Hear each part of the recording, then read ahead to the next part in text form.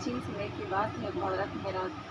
भारत में एक राजा राज करता था। वह बड़ा प्रतापी तथा दानी था। वह नित्य प्रति मंदिर भगवान दर्शन करने जाता। वह ब्राह्मण और गुरु की सेवा किया करता था। उसके द्वार से अचानक निराश होकर कोई नहीं लौटता था। वह प्रत्येक गुरुवार को व्रत रखता एवं पूजन करता था। हर दिन गरीबों की सहायता करता था, परंतु यह सब बातें उनकी रानी को अच्छी नहीं लगती थी। वह ना व्रत करती और ना किसी देवता को पूजन करती, ना किसी को एक पैसा दान में देती थी। वह राजा से भी ऐसा करने को मना किया करती थी। एक समय की बात है कि राजा शिकार खेलने वन को चले गए। घर पे रानी और दासी थी। उसी समय गुरु बृहस्पति साधु के रूप धारण कर राजा के दरवाजे पे भिक्षा मांगने आए। साधु ने रानी से भिक्षा मांगी तो वह कहने लगा, हे साधु महाराज, मैं इस दान पुण्य से तंग आ गई हूँ। इस कार्य के लिए तो मेरे पतिदेव ही बहुत है। अब आप ऐसी कृपा करें कि सारा धन नष्ट हो जाए तथा मैं आराम से रह सकूं। साधु रूपी बृहस्पति देव ने कहा, हे देवी, तुम बड़ी विचित्र हो। संतान और धन से कोई दुखी नहीं होता है, इसे सभी चाहता है। पापी भी पुत्र और धन की इच्छा करता है। अगर तुम्हारे पास अधिक धन है तो तुम भूखे मनुष्य को भोजन कराओ, प्याओ, लगवाओ, ब्राह्मणों को दान दो, कुआं तालाब, बाड़ी, बाग, बगीचे आदि का निर्माण करो तथा निर्धनों की कुंवारी कन्या का विवाह कराओ, साथ ही यज्ञ करो। इस प्रकार के कर्म से आपका कुल का नाम, आपका नाम परलोक में समाप्त हो एवं स्वर्ग की प्राप्ति होगी। परंतु साधु की इन बात से कुछ नहीं हुई। उसने कहा, हे साधु महाराज, मुझे ऐसी धन की आवश्यकता नहीं जिसको रखने और संभालने में मेरा सारा समय नष्ट हो जाए। साधु ने कहा, हे देवी, यदि तुम्हारी ऐसी इच्छा तो जैसा मैं बताता हूँ तुम ऐसा ही करना। बृहस्पतिवार के दिन तुम घर को गोवल से निपना, अपने केसों को पीले मिट्टी से धोना, केसों को धोते समय स्नान करना, राजा से कहना हजमत करवाए, भोजन में मांस मंदिर खाना, कपड़ा धोबी के यहाँ धुलने देना। इस प्रकार 7 बृहस्पतिवार करने से तुम्हारा धन नष्ट हो जाएगा। यह कहकर साधु महाराज रूपी बृहस्पति देव में अंतर्धान हो गए। रानी ने साधु के कहने के अनुसार 7 बृहस्पतिवार तक ऐसे ही करने का विचार किया। साधु के बताए अनुसार कार्य करते हुए केवल 3 ही बृहस्पतिवार ही बीते थे कि उसके समस्त धन संपत्ति नष्ट हो गया। भोजन के लिए अन्याय दोनों समय परिवार तरसने लगे, संसारिक भोगों से दुखी रहने लगे। तब वह राजा रानी से कहने लगा कि हे रानी, तुम यहीं पर रहो, मैं दूसरे देश जाता हूँ, क्योंकि यहाँ पर मुझे सभी मनुष्य जानते हैं, इसलिए मैं कोई कार्य नहीं कर सकता, इसलिए मैं परदेश जा रहा हूँ। वहाँ कोई काम धंधा करूँगा, शायद हमारे भाग्य बदल जाए। ऐसा कहकर राजा परदेश चला गया। वह जंगल से लकड़ी काट कर लाता और किसी शहर में बेचता। इस तरह जीवन व्यतीत करने लगा। इधर राजा के बिना रानी और दासियां दुखी रहने लगी। किसी दिन भोजन मिलता और किसी दिन जल पीकर ही रह जाती। एक समय रानी और दासी को 7 दिन बिना भोजन के व्यतीत करना पड़ा। तो रानी ने अपनी दासी से कहा, हे दासी, यह पास ही के नगर में मेरी बहन रहती है, तू उसके पास जा रहती है। वह बड़ी धनवान है, तो उसके पास जा, वहाँ से 5 सेर गोचर मांग कर ले आ, जिससे कुछ समय के लिए गुजारा हो जाएगा। दासी रानी की बहन के पास गई। रानी की बहन उस समय पूजा कर रही थी। बृहस्पतिवार का दिन था। दासी ने रानी की बहन से कहा, हे रानी, मुझे आपकी बहन ने भेजा है, मुझे 5 सेर गोचर दे दो। दासी ने यह बात अनेक बार कही, परंतु रानी की बहन ने कोई उत्तर नहीं दिया, क्योंकि वह उस समय बृहस्पतिवार की कथा सुन रही थी। जब दासी को रानी की बहन से कोई उत्तर नहीं मिला तो वह बहुत दुखी हुई। उसे क्रोध भी आया और वह लौटकर अपनी रानी से कहने लगी, हे रानी, आपकी बहन बहुत धनी स्त्री है, वह छोटे लोग से बात भी नहीं करती। मैंने उससे कहा तो उसने कोई उत्तर नहीं दिया, मैं वापस चले आई। रानी बोली, हे दासी, इसमें उसका कोई दोष नहीं। जब बुरे दिन आता है तब कोई सहारा नहीं देता। अच्छे बुरे का पता विपत्ति में ही लगता है। जो ईश्वर की इच्छा होगी वही होगा। यह सब हमारे भाग्य का दोष है। उधर रानी की बहन ने सोची कि मेरी बहन की दासी आई, परंतु मैं उससे नहीं बोली। इससे वह बहुत दुखी हुई। अतः कथा सुनी, विष्णु भगवान का पूजन समाप्त करके अपनी बहन के घर आई और कहने लगी, हे बहन, मैं बृहस्पतिवार का व्रत कर रही थी, तुम्हारी दासी हमारे घर गई थी, परंतु जब तक कथा होती है तब तक हम लोग ना उठते हैं और ना बोलते हैं, इसलिए मैं नहीं बोली। कहो दासी क्यों गई थी? रानी की बहन बोली, बहन, हमारे घर अनाज नहीं है, वैसे तुमसे कोई बात छिपी नहीं, इस कारण मैंने दासी को तुम्हारे पास 5 सेर गोचर लेने के लिए भेजा था। दासी की बहन बोली, बहन देखो, बृहस्पति भगवान सबकी मनोकामना पूर्ण करते हैं, देखो शायद तुम्हारे घर में अनाज रखा हो। यह सुन दासी घर के अंदर गई। वह उसे एक घड़ा गोचर भरा मिल गया। उससे बड़ी ही हैरानी हुई क्योंकि उसने एक एक बर्तन देख लिया। उसने बाहर आकर रानी को बताया। दासी ने अपनी रानी से कहने लगी, हे रानी देखो, जब वैसे हमको जब अन्न नहीं मिलता तो हम रोज ही व्रत करते हैं। अगर इसने व्रत की विधि और कथा पूछ ली जाए तो उसे हम भी किया करेंगे। दासी के कहने पर रानी ने अपनी बहन से बृहस्पतिवार का व्रत के बारे में पूछा। उसकी बहन ने बताया, हे रानी बहन, बृहस्पतिवार को सूर्योदय से पूर्ण उठकर स्नान करके बृहस्पतिवार का व्रत करना चाहिए, लेकिन उस दिन सिर न धोना चाहिए। बृहस्पतिवार के व्रत में चने की दाल और मुनुक्का से विष्णु भगवान का केले की वृक्ष की जड़ में पूजन करे तथा दीप जलावे। उस दिन एक ही समय भोजन करे, भोजन पीले खाद्य पदार्थ करे तथा कथा सुने। इस प्रकार करने से गुरु भगवान प्रसन्न होते हैं, अन्य पुत्र धन देते हैं, मनोकामना पूर्ण करते हैं। व्रत और पूजन की विधि बताकर रानी की बहन अपने घर लौट आई। रानी और दासी दोनों निश्चय किया कि बृहस्पति भगवान का पूजन जरूर करेंगे। 7 दिन बाद जब बृहस्पतिवार का दिन आया तो उन्होंने व्रत रखा। गुड़साल में जाकर चना गुड़ आदि बीन लाई, उसकी दाल से केले की जड़ तथा विष्णु भगवान का पूजन किया। भोजन के लिए कहाँ से आएंगे, दोनों बड़ी दुखी हुई, परंतु उन्होंने व्रत किया था, इस कारण बृहस्पति भगवान प्रसन्न थे। एक साधारण व्यक्ति के रूप में 2 थालों में सुंदर पीले भोजन लेकर आए और दासी को देकर बोले, यह भोजन तेरे लिए और रानी के लिए, तुम दोनों भोजन ग्रहण करना। दासी भोजन पाकर बड़ी प्रसन्न हुई, रानी से कहने लगी, रानी जी भोजन कर लो। रानी को भोजन के आने के बारे में कुछ नहीं पता था, इसलिए वह दासी से कहने लगी, जा तू ही भोजन कर, क्योंकि तू हमारे व्यर्थ में हंसी उड़ाती है। दासी बोली, एक व्यक्ति भोजन दे गया। रानी कहने लगी, वह व्यक्ति तेरे लिए भोजन दे गया, तू ही भोजन करना। दासी ने कहा, वह व्यक्ति हम दोनों के लिए 2 थालों में भोजन दे गया है, इसलिए मैं और आप साथ साथ ही भोजन ग्रहण करेंगे। दोनों ने गुरु भगवान को नमस्कार कर भोजन प्रारंभ किया। उसके बाद से वह प्रत्येक बृहस्पतिवार को गुरु भगवान का व्रत और पूजन करने लगी। बृहस्पति भगवान की कृपा से उसके पास धन हो गया, परंतु फिर रानी पहले की तरह आलस करने लगी। तभी दासी बोले, देखो रानी, तुम्हें पहले भी इस प्रकार आलस करती थी, तुम्हें धन के रखने में कष्ट होता था, इसी कारण सभी धन नष्ट हो गया। अब गुरु भगवान की कृपा से धन मिला है तो तुम फिर आलस करती हो। बड़ी मुसीबतों के बाद हमने यह धन पाया है, इसलिए हमें दान पुण्य करना चाहिए। तुम भूखे मनुष्य को भोजन करवाओ, प्याओ, ब्राह्मणों को दान दो, कुआं, तालाब, बाड़ी आदि का निर्माण करवाओ, मंदिर पाठशाला बनवाकर दान दो, कुंवारी कन्या का विवाह कराओ, धन को शुभ कार्य में खर्च करो, जिससे तुम्हारा कुल का यश बढ़े तथा स्वर्ग की प्राप्ति हो, प्रत्यु प्रसन्न हो। दासी की बात मानकर रानी ने अपने इस प्रकार ये कर्म करने का प्रारंभ किया, जिससे उसके काफी यश फैलने लगा।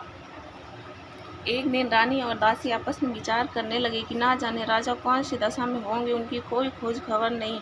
गुरु भगवान से उन्होंने प्रार्थना की और भगवान ने रात्रि में राजा को सपने में कहा, हे राजा, उठ, तेरी रानी तुझको याद करती, अब अपने देश को लौट जा। राजा प्रातःकाल उठकर जंगल से लकड़ियां काट कर लाने के लिए जंगल की ओर चल पड़ा। जंगल से गुजरते हुए वह सोचने लगा, रानी की गलती से उसने कितने दुख भोगने पड़े हैं। राजपाट छोड़कर उसे जंगल में आकर रहना पड़ा। जंगल से लकड़ियां काटकर उन्होंने बेचकर गुजारा करना पड़ा। उसी समय उस जंगल में बृहस्पति देव एक साधारण साधु के रूप धारण कर राजा के पास आकर बोले, हे लकड़हारे, तुम इस सुनसान जंगल में किस चिंते में बैठे हो, मुझे बताओ। यह सुन राजा के नेत्र में जल भर आया और साधु को वंदना कर बोला, हे प्रभु, आप सब कुछ जानने वाले। इतना कहकर राजा ने अपनी संपूर्ण कहानी सुना दी। महात्मा दयालु होते हुए वह राजा से बोले, हे राजा, तुम्हारी पत्नी ने बृहस्पति देव के प्रति अपराध किया था, इसी कारण तुम्हारी यह दशा हुई।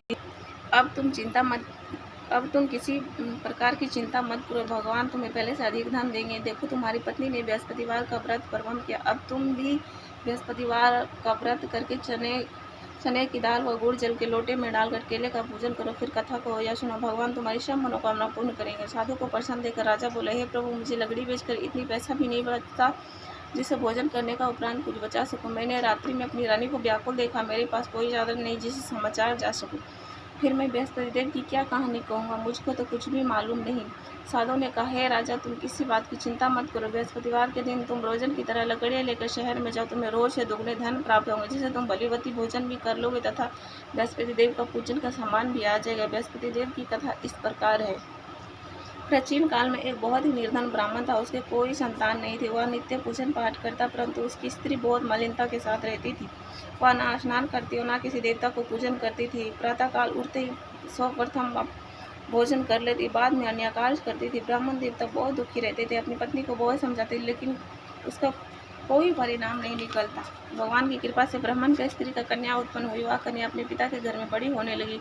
वह बालिका प्रातः स्नान करके विष्णु भगवान का जाप करती। वह बचपन से ही बृहस्पतिवार का व्रत भी करने लगी। पूजन पाठ समाप्त करके अपनी मुट्ठी में स्कूल जाती, अपनी मुट्ठी में जौ भर के ले जाती, पाठशाला जाने के मार्ग में डाल जाती। वह जो स्वर्ण के हो जाते तो उसे लौटते समय उसको बीन कर घर ले आती। एक दिन वह बालिका सूप में उन सोने का जौ को फटक कर साफ करी। तभी उसकी माँ ने देख लिया और कहा, हे बेटी, सोने का जौ को फटकने के लिए सोने का सूप होना चाहिए। दूसरे दिन गुरुवार था। इस कन्या ने व्रत रखा और बृहस्पति देव से प्रार्थना करके कहा, हे प्रभु, यदि मैं सच्चे मन से पूजा की हो तो मुझे सोने का सूप दे दो। बृहस्पति देव ने उसकी प्रार्थना स्वीकार कर ली। रोजन की तरह हुआ कन्या जो फैलाती स्कूल चली गई। वो स्कूल से लौटते हुआ जो बीन रही थी, तभी उसको सोने का सूप, बृहस्पति देव की कृपा से उसको सोने का सूप मिल गया। उसे वह घर ले आई और उसमें जौ साफ करने लगी, परंतु उसकी माँ का वही ढंग रह गया। एक दिन की बात है, वह कन्या सोने का सूप में जौ साफ करी। उसी समय उस नगर के राजकुमार वहां से होकर निकला। इस कन्या का रूप और सोने का सूप में जौ साफ करते हुए वह उस कन्या पर मोहित हो गया। राजमहल आकर भोजन तथा जल त्यागकर उदास होकर लेट गया। राजन को जब राजकुमार द्वारा अन्य जल त्यागने की समाचार ज्ञात हुए तो अपने मंत्रियों के साथ अपने पुत्र के पास आए और बोले, हे बेटे, किस बात का कष्ट है? किसी ने अपमान किया अथवा और कोई कारण है? मुझे बताओ, मैं वही करूंगा जिसे तुम्हें प्रसन्नता हो। राजकुमार ने अपने पिता की बात सुनी। वह बोला, मुझे आपकी कृपा से किसी बात की दुख नहीं, किसी ने मेरा अपमान नहीं किया, परंतु मैं उस लड़की के साथ विवाह करना चाहता हूँ जो सोने का सूप में जौ साफ कर रही। यह सुन राजा आश्चर्य में पड़ गया और बोला, हे बेटा, इस तरह का कन्या का पता तुम ही लगवाओ, तुम्हारे साथ विवाह उसका अवश्य करवा दूंगा। राजकुमार ने राजा को उस लड़के के घर का पता बतलाया। मंत्री ने उस लड़के के घर गया और राजा का आदेश ब्राह्मण को सुनाया। कुछ ही दिन बाद ब्राह्मण की कन्या का विवाह राजकुमार के साथ संपन्न हो गया। कन्या के घर से जाते ही उस ब्राह्मण देवता को घर में पहले की भलीभांति गरीबी का निवास हो गया। अब भोजन के लिए अन्य बड़ी मुश्किल से मिलती।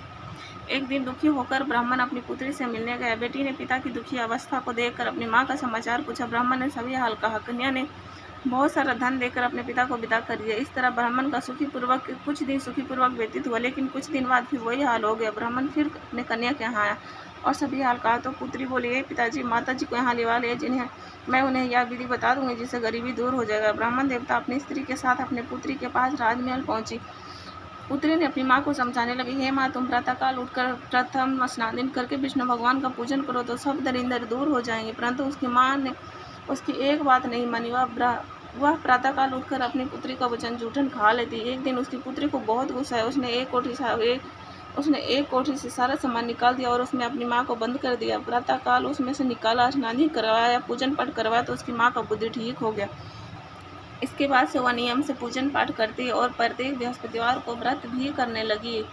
वह इस व्रत के प्रभाव से उसकी माँ भी बहुत धनवान हो गई और बृहस्पति देव के प्रभाव से स्वर्ग को गई। वह ब्राह्मण भी सुखीपूर्वक इस लोक को सुख भोगकर स्वर्ग को प्राप्त हुआ। इस तरह कहानी कहकर साधु देवता वहाँ से लोप हो गए। धीरे धीरे समय व्यतीत होने पर फिर बृहस्पतिवार का दिन आया। राजा ने जंगल से लकड़ी काटकर किसी शहर में बेचने गया। उस दिन और दिनों से अधिक धन मिला। राजा ने चना गुड़ आदि लाकर बृहस्पतिवार का व्रत किया। उस दिन उसके सभी क्लेश दूर हो गए, परंतु अगला गुरुवार का दिन आया तो उन्होंने व्रत करना भूल गया। इस कारण बृहस्पति भगवान नाराज थे। उस दिन उस नगर के राजा ने विशाल यज्ञ का आयोजन किया तथा अपने समस्त राज में घोषणा करवा दी कि कोई भी मनुष्य अपने घर में भोजन ना बनाए तथा समस्त लोग मेरे यहाँ भोजन करने आवे। इस आज्ञा को जो नहीं मानेगा उसकी फांसी की सजा दी जाएगी। राजा की आज्ञा अनुसार राज्य के सभी वासी राजा के भोज में शामिल थे, लेकिन लकड़हारा कुछ देर से पहुंचा, इसलिए राजा ने अपने साथ महल में ले गया। जब राजा ने लकड़हारे को भोजन करा रहे थे तो उसकी दृष्टि उस खूंटी पर पड़ी जिस पे उसका हार लटका हुआ था। खूंटी पे हार लटका दिखाई नहीं दिया। रानी को निश्चय हो गया कि मेरा हार इसी लकड़हारे ने चुरा लिया। उस समय सैनिक बुलवाकर उसको जेल में डलवा दिया। जब लकड़हारा जेल खाने पहुंचा तो दुखी होकर विचार करने लगा कि ना जाने कौन सी पूर्व जन्म के कर्म से मुझे यह दुख प्राप्त हुआ, और उसी साधु को याद करने लगा जो जंगल में मिला था। तत्काल बृहस्पति देव एक साधु के रूप में प्रकट हो गया और बोले, अरे मूर्ख, तू बृहस्पति देव की कथा नहीं कही है, इसी कारण तुम्हारी यह दशा हुई है। अब तुम किसी बात की चिंता मत करो। जेल खाने के दरवाजे पर 4 पैसे पड़े मिलेंगे तो उससे बृहस्पति देव की कथा कहना तो तेरा सब कष्ट दूर हो जाएगा। अगले बृहस्पतिवार को उससे जेल खाने के द्वार पे 4 पैसे मिले। राजा ने पूजन का सामान मंगवाकर कथा कही और प्रसाद बांटा। उसी रात्र को बृहस्पति देव उस नगर के राजा को स्वप्न में कहा, हे राजा जी, तू जिस आदमी को जेल खाने में बंद कर दिया वह निर्दोष है, वह राजा, उसे छोड़ देना। अगर तू ऐसा नहीं करेगा तो रानी की रानी की हार उसी खूंटी पे लटका हुआ है। अगर तू ऐसा नहीं करेगा तो मैं तेरे राज्य को नष्ट कर दूंगा। राजा प्रातःकाल उठा और खूंटी पे हार लटका देखकर लकड़हारे को बुलवाकर क्षमा मांगी। राजा की योग सुंदर आभूषण वस्त्र भेंट कर उसे विदा करवा दिया। गुरुदेव की आज्ञा अनुसार राजा ने अपने नगर को चल दिया। राजा जब नगर के निकट पहुंचे तो उसने बड़ी ही आश्चर्य हुआ। नगर में पहले से अधिक बाग तालाब हुआ तथा बहुत सारे धर्मशालाएं मंदिर आदि बने हुए। राजा ने पूछा, यह सब किसके बाग और धर्मशालाएं? तब नगर के सब लोग कहने लगे, यह सब रानी और दासी द्वारा बनाए गए हैं। राजा को आश्चर्य हुआ और गुस्सा भी आया। जब रानी ने खबर सुनी राजा आ रहे हैं तो अपनी दासी से कहने लगे, हे दासी, देख राजा हमको कितनी बुरी हालत में छोड़ गए थे, वह हमारी ऐसी हालत देख कर लौट न जाए, इसलिए तू दरवाजे पर खड़ी हो जाए। दासी ने रानी के कहने पे दरवाजे पर खड़े हो गए। जब राजा आए तो उसे महल में अपने साथ लेवा लाई। तब राजा ने क्रोध करके अपनी तलवार निकाली और पूछने लगा, बताओ यह सब धन तुम्हें कैसे प्राप्त हुआ? तब रानी कहने लगी, हमें यह सब धन बृहस्पति देव के प्रति से प्राप्त हुआ है। तब राजा ने निश्चय किया कि 7 रोज बाद तो सभी बृहस्पति देव का पूजन करते हैं, परंतु मैं रोजन दिन में 3 बार कथा कहूँगा तथा हर रोज व्रत किया करूँगा। अब हर समय राजा के दुपट्टे में चने की दाल बंधी रहती तो वह दिन में 3 बार कथा कहता है। एक रोज राजा ने विचार किया, चलो अपनी बहन के यहाँ हो आवे। इस तरह का निश्चय कर घोड़े पर सवार होकर अपनी बहन के यहाँ चल दिया। मार्ग में देखा कुछ आदमी अपने एक मुर्दे को लिए जा रहे हैं। राजा ने उन्हें रोककर कहा, अरे भाई, तुम मेरी बृहस्पतिवार की कथा सुन ले। वो बोले, लो, हमारे तो आदमी मर गया इसलिए अपनी कथा की पड़ी। परंतु कुछ आदमी कहा, अच्छा कहो, मैं तेरी कथा भी सुन लूँगा। तब जब कथा आदि राजा ने दाल निकाली और कथा कहनी शुरू की। जब कथा आदि हुई तो मुर्दा हिलने लगा। जब कथा समाप्त हुई तो मुर्दा राम राम कहते हुए खड़ा हो गया। राजा आगे बढ़ा, उसे चलते चलते शाम हो गया। आगे मार्ग में देखा कि एक किसान खेत में हल चलाता मिला। उससे बोला, अरे भाई, तुम मेरी बृहस्पतिवार की कथा सुन ले। किसान बोला, जब तक मैं तेरी कथा सुनूंगा तब तक 4 एरिया जोत लूंगा, जब अपनी कथा किसी और को सुना। राजा आगे चलने लगा। राजा के हटते ही बैल पछड़ा खाकर गिर गया। किसान के पेट में बहुत जोरों से दर्द होने लगी। उसी समय उस किसान की माँ रोटी लेकर आई और उससे जब यह देखा तो अपनी पुत्र से सभी हाल पूछा। बेटे ने सभी हाल बता दिया। बुढ़िया दौड़ती दौड़ती उस घुड़सवार के पास गई और बोली, मैं तेरी कथा सुनूंगी, तू अपनी कथा मेरे खेत पर ही चलकर कहना। राजा ने लौटकर बुढ़िया के खेत पे जाकर कथा कही, जिसको सुनकर बैल खड़े हो गए तथा किसान का पेट का दर्द भी बंद हो गया। राजा ने अपनी बहन के घर पहुंच गया। बहन ने भाई की खूब मेहमानी की। दूसरे रोज प्रातः काल राजा जागा तो देखा कि सभी लोग भोजन कर रहे हैं। राजा ने अपनी बहन से पूछा, कोई ऐसा मनुष्य नहीं जिसने भोजन ना किया जो मेरी बृहस्पतिवार की कथा सुन ले? तो बहन बोली, है भैया, यह आदेश ऐसा ही है, पहले यहाँ के लोग भोजन करते हैं, बाद में निकाश करते हैं, अगर पड़ोस में कोई हो तो देख आती हूँ। ऐसा कहकर बहन देखने चली, परंतु उसने कोई ऐसा व्यक्ति नहीं मिला जिसने भोजन ना किया हो। वह एक कुम्हार के गई जिसका लड़का बीमार था। उससे मालूम हुआ कि उसके यहाँ 3 दिन से किसी ने भोजन नहीं किया है। रानी ने अपने भाई की कथा सुनने के लिए कुम्हार से कहा। वह तैयार हो गए। राजा ने जाकर बृहस्पतिवार की कथा कही, जिसको सुनकर उसका लड़का ठीक हो गया। अब तो राजा की प्रशंसा होने लगी। एक दिन राजा ने अपनी बहन से कहा, हे बहन, मैं अपने घर जाऊंगा, तुम भी तैयार हो जाओ। राजा की बहन ने अपनी सास से अपने भाई के साथ जाने की आज्ञा मांगी। सास बोली, चली जा, परंतु अपने लड़के को मत ले जाना, क्योंकि तेरा भाई का कोई संतान नहीं होती। बहन बोली, हे भैया, मैं तो चली जाऊंगी, परंतु कोई बालक नहीं जाएगा। राजा ने कहा, जब कोई बालक नहीं चलेगा तब तुम जाकर क्या करिए? दुखी मन से राजा अपने नगर को लौट आया। राजा ने अपनी रानी से कहा, हम निसंतान है, इसलिए कोई हमारे घर आना पसंद नहीं करता। इतना कहा हुआ बिना भोजन आदि किए छाया पे लेट गया। रानी बोली, हे प्रभु, बृहस्पति देव ने हमें सब कुछ दिए हुए, हमें संतान भी अवश्य देंगे। उसी रात बृहस्पति देव ने राजा को स्वप्न में कहा, हे राजा, उठ, सभी सोच त्याग दे, तेरी रानी गर्भवती है। राजा को यह जानकर बड़ी खुशी हुई। 9वें महीने रानी के गर्भ से एक सुंदर पुत्र पैदा हुआ। जब राजा की बहन यह शुभ समाचार सुनी तो वह बहुत खुशी हुई। बधाई लेकर अपने भाई के यहाँ आई। तभी रानी कहने लगी, घोड़ा चढ़ी नहीं आई, गधा चढ़ी है। राजा की बहन बोली, भाई, मैं इस प्रकार न कहती तो तुम्हें औलाद कैसे मिलती? बृहस्पति देव ऐसे हैं जिसको मन में जो मनोकामना रहती सभी को पूर्ण करते हैं। जो सदैव भावना पूर्वक बृहस्पतिवार का व्रत करता है एवं पढ़ता अथवा सुनता और दूसरे को सुनाता है, बृहस्पति देव उसकी सभी मनोकामना पूर्ण करते हैं। बृहस्पति देव उसकी सदैव रक्षा करते हैं। जो संसार में सदैव भावना वह सच्चे हृदय से बृहस्पति देव का पूजन करता है, उसकी सभी मनोकामना उसी प्रकार पूर्ण होती है जैसे राजा और रानी ने बृहस्पति देव की कथा का गुणगान किया। उसकी सभी इच्छाएं बृहस्पति देव ने पूर्ण किया। मनुष्य को हृदय से उनको मनन करते हुए जय करना चाहिए। बोलो बृहस्पति भगवान की जय, गणेश भगवान की जय।